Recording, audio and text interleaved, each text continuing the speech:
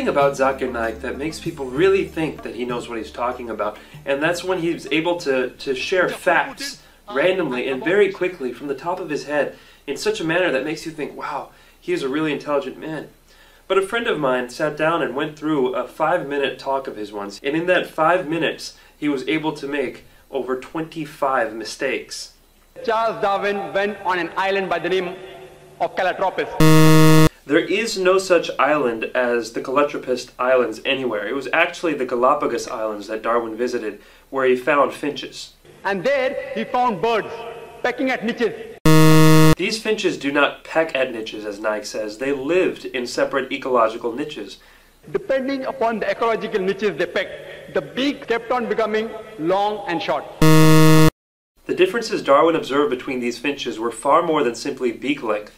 They included differences in color, size, mating behavior, songs, and preferred food. This observation was made in the same species, not in different species. Darwin's observations of varying beaks were made on 14 different species of finches, not just one, as Dr. Naik claims. The beak length actually did not vary within the species. Charles Darwin wrote a letter to his friend Thomas Thompson. All of Darwin's published correspondence is printed and even available electronically online, and it contains no record of anyone named Thomas Thrompton. Charles Darwin himself said that there were missing links. He didn't agree with it.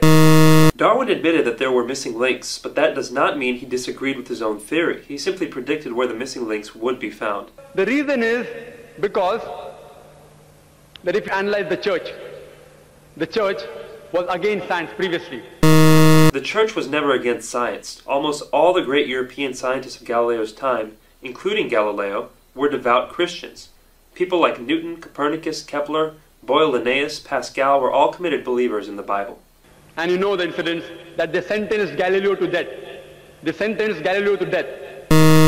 Galileo, a devout Catholic, was never sentenced to death.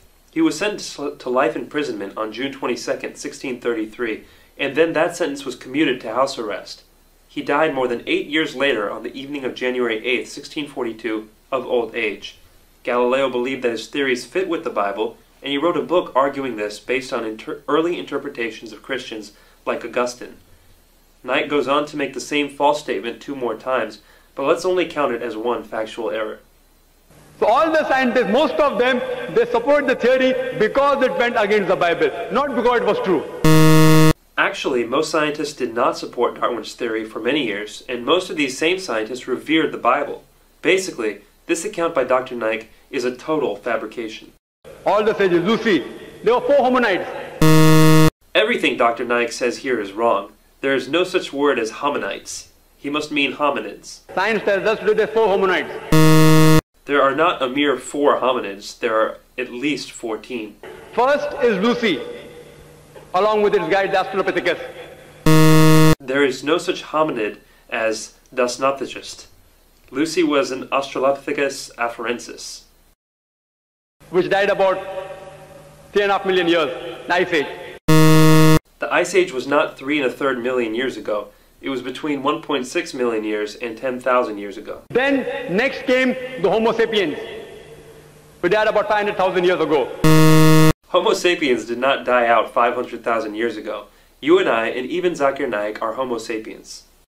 Then came the Neanderthal man. According to evolutionary theory, Neanderthal man was not on the direct line to modern man, but an Ice Age offshoot. The Neanderthal man, who died 100 to 40,000 years ago.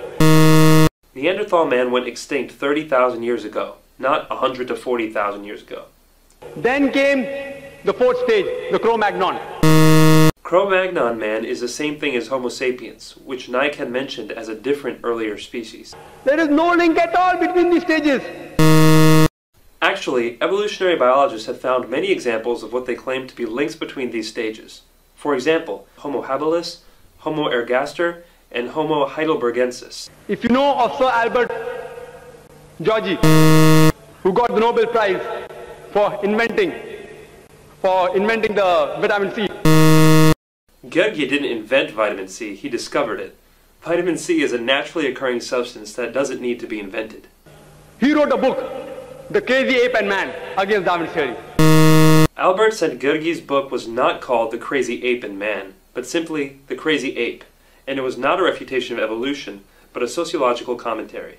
If you know about Rupert Stalbert, this person wrote a new theory of evolution against Darwin's theory. Who is Rupert Stalbert? I can find no trace of anybody with that name. From the apes. If you know of Sir Frank Salisbury, he was a biologist. Naik quotes one unknown person after another. Who is Sir Frank Salisbury? Again, vigorous searching can find no trace of anybody with that name. But to give Naik the benefit of the doubt, this will not be counted as a factual error. If you know about Whitemeat, Sir Whitemeat. Whitemeat? Who is Sir Whitemeat? For the fourth time, no trace can be found of anybody with this name. At lower levels, an amoeba, at lower species level, amoeba can change to paramecia. There is no such thing as paramecia.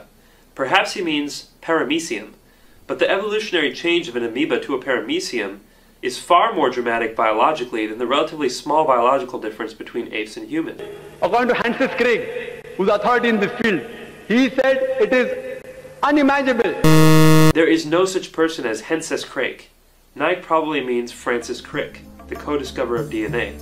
Francis Crick believes fully in evolution.